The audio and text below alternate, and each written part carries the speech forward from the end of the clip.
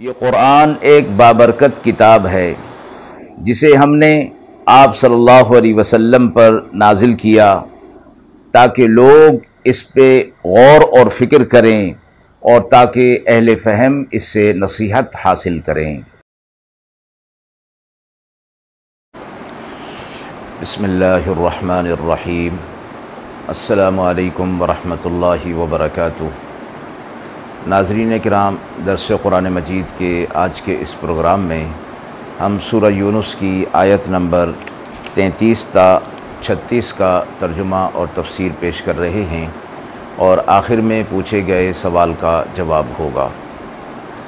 اعوذ باللہ من الشیطان الرجیم، بسم اللہ الرحمن الرحیم۔ كذلك حقت كلمة ربك على الذين فسقوا أنهم لا يؤمنون قل هل من شركائكم من يبدأ الخلق ثم يعيده قل الله يبدأ الخلق ثم يعيده فأنى تؤفكون قل هل من شركائكم من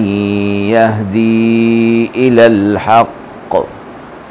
قل الله يهدي للحق أفمن يهدي إلى الحق أحق أن يتبع أم من لا يهدي إلا أن يهدى فما لكم كيف تحكمون وما يتبع أكثرهم إلا ظنا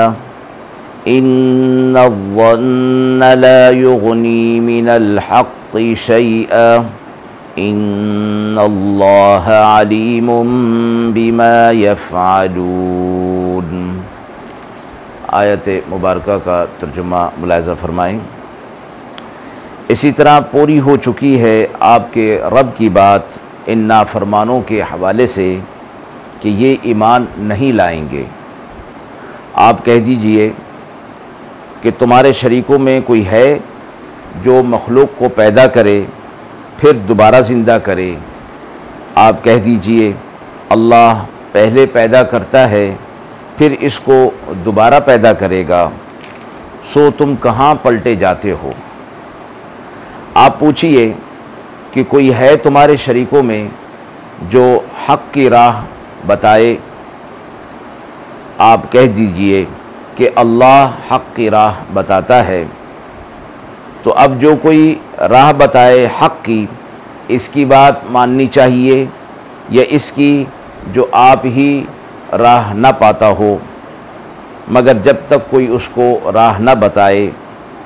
سو کیا ہو گیا تمہیں، کیسا انصاف کرتے ہو۔ اور وہ اکثر اپنے گمان پر چلتے ہیں، سو گمان کام نہیں دیتا حق کے بارے میں کسی بھی چیز کا۔ اللہ کو خوب معلوم ہے جو کچھ وہ کرتے ہیں۔ مذکورہ آیات میں سے پہلی آیت میں آپ صلی اللہ علیہ وسلم کو یہ فرمایا گیا کہ آپ اپنی سی کوشش مشرکین، منکرین اور منافقین کے لیے کر رہے ہیں کہ وہ کسی طرح راہ حق پر آ جائیں اور اسلام قبول کر لیں، لیکن یہ لوگ ایسے ہیں کہ اللہ ان کے بارے میں آپ کو بتا رہا ہے کہ یہ لوگ ایمان لانے والے نہیں ہیں۔ ان میں بعض لوگ تھے کہ جو اپنی ضد اور عناد پر اس قدر ڈٹے ہوئے تھے، اور اللہ دلوں کا حال جاننے والے ہیں، اس لیے آپ صلی اللہ علیہ وسلم جب انہیں دعوت دیتے اور حق کی طرف بلاتے تو آپ صلی اللہ علیہ وسلم کی بات کو وہ رد کر دیتے اور آگے مختلف قسم کی تعویلات پیش کرتے تھے اور مختلف قسم کے عذر اور حیلے تراشتے تھے۔ اس سے آپ صلی اللہ علیہ وسلم دلی طور پر مغموم ہو جایا کرتے تھے، کیونکہ آپ صلی اللہ علیہ وسلم کے بارے میں فرمایا گیا کہ وہ حریص علیکم بالمؤمنین تھے، یعنی اس بات پر وہ حرص کرتے تھے کہ لوگ زیادہ سے زیادہ اسلام کو، ایمان کو قبول کریں اور اللہ کے عذابات سے بچنے والے ہو جائیں۔ فطری طور پر جب آپ صلی اللہ علیہ وسلم کی بات کو رد کیا جاتا تو دل کے اندر چونکہ آپ صلی اللہ علیہ وسلم کے ایک حرص تھی کہ یہ لوگ ایمان لے آئیں، اور ایک خیر خواہی کا جذبہ آپ صلی اللہ علیہ وسلم کے دل میں تھا،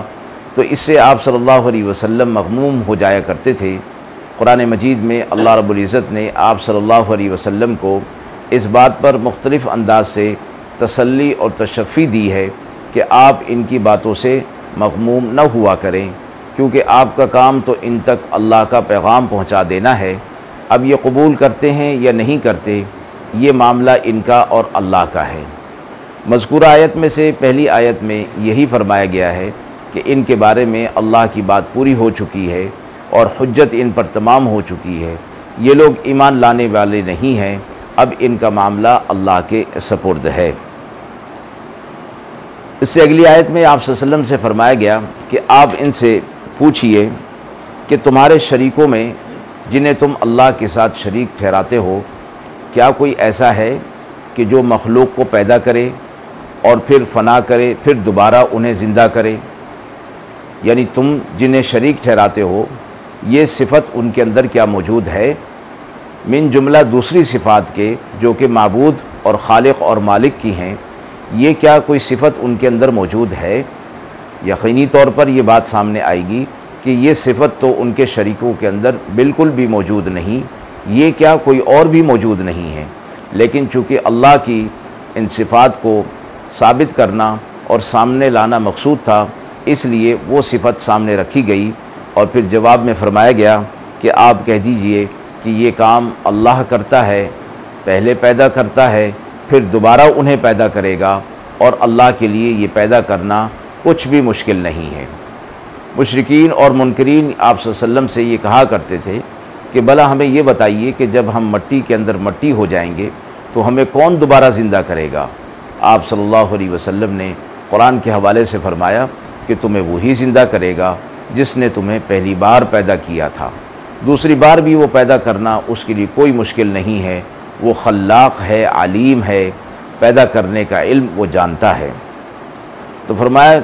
آپ ان سے کہیے تم کہاں پلٹے جا رہے ہو، کس راستے پر تم جا رہے ہو، تمہیں اس حق کے راستے کی طرف آنا چاہیے۔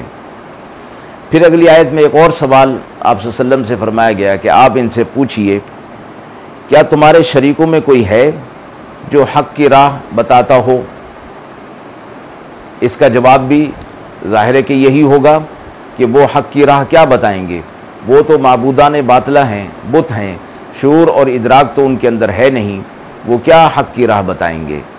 تو جواب میں فرمایا گیا کہ آپ ان لوگوں سے کہہ دیجئے کہ یہ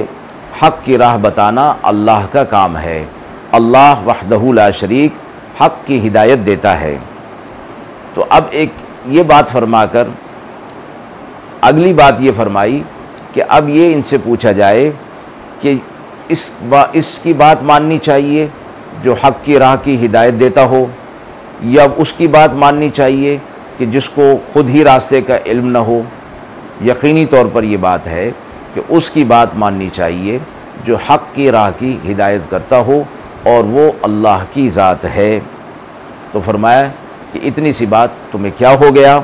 اور تم کیسا انصاف کرتے ہو کہ اللہ کو چھوڑ کر ان بتوں کے پیچھے لگ گئے اور اللہ کے ساتھ ان کو شریک ٹھہرا رہے ہو۔ پھر اگلی آیت میں فرمایا کہ یہ لوگ مشرکین انہوں نے جو شریک ٹھہرائے ہیں محض اپنے گمان سے یہ شریک ٹھہرا لیے ہیں، ورنہ ان کے پاس اللہ کے ساتھ شریک ٹھہرانے کی اور شریک بنانے کی کوئی دلیل موجود نہیں ہے، نہ یہ دلیل پیش کر سکتے ہیں۔ اگر وہ دلیل پیش کریں گے بھی تو بھی وہ ان کی اپنی گھڑی ہوئی ہوگی، حقیقتاً وہ دلیل نہیں ہوگی۔ اس لیے یہ لوگ اکثر معاملات میں گمان پر چل رہے ہیں، اور حق کے معاملے میں گمان کوئی کام نہیں دیتا، بلکہ حق وہی ہوتا ہے جو اللہ کی طرف سے ثابت ہو جائے اور اللہ اس کو بطور حق کے لوگوں تک پہنچا دے، وہی حق ہوتا ہے، اور اس کے اندر کسی قسم کا گمان کام نہیں آتا۔ اللہ ان کے اعمال سے خوب واقف ہے، اللہ جانتا ہے یہ کیسے کام کر رہے ہیں، اسی کے مطابق ان کے ساتھ آخرت میں معاملہ کرے گا۔ اور اس بات کا کہ آخرت میں ان کے ساتھ عذابات کا معاملہ ہونے والا ہے، دنیا کے اندر ہی اس بات پر انہیں تنبیہ کر دی گئی ہے۔ اب اگر اس تنبیہ کے باوجود یہ لوگ اپنی روش کو چھوڑتے نہیں ہیں اور حق پر آتے نہیں اور شرک کو نہیں چھوڑتے ہیں تو یہ ان کی اپنی غلطی ہوگی۔ اللہ کی طرف سے ان پر عذاب کا واقع کرنا اللہ کو مقصود اور مطلوب نہیں ہے، بلکہ یہ اپنے عمل سے خود ہی اپنے آپ کو اللہ کے عذاب کا مستحق بنا رہے ہیں۔ آیت کے حوالے سے سوال پوچھا گیا ہے کہ مشرکین کو شرک کے غلط اور نامعقول ہونے کی کیا مثال دی گئی ہے؟ جیسے کہ آیت نمبر 35 کے اندر یہ فرمایا گیا کہ آپ ان سے پوچھئے کہ تمہارے مشرکین میں کوئی ایسا ہے جو حق کی راہ کی ہدایت کرتا ہو؟ یقینی طور پر نہیں ہے۔ تو فرمایا کہ آپ انہیں کہہ دیجئے کہ حق کی راہ کی ہدایت کرنے والا اللہ ہے۔ تو جب ان کے یہ مشرک جنہیں یہ شریک ٹھہرا رہے ہیں، یہ لوگ خود مشرک بن رہے ہیں، جب ان کے یہ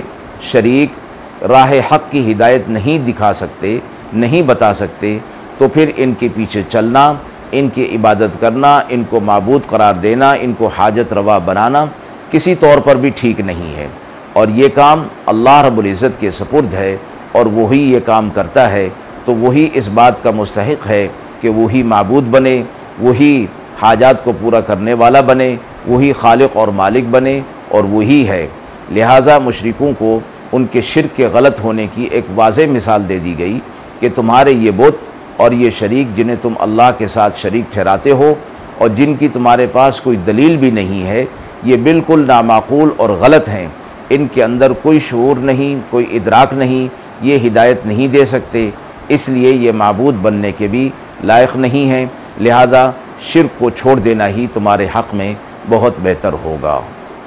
وآخر دعوانا ان الحمد للہ رب العالمین۔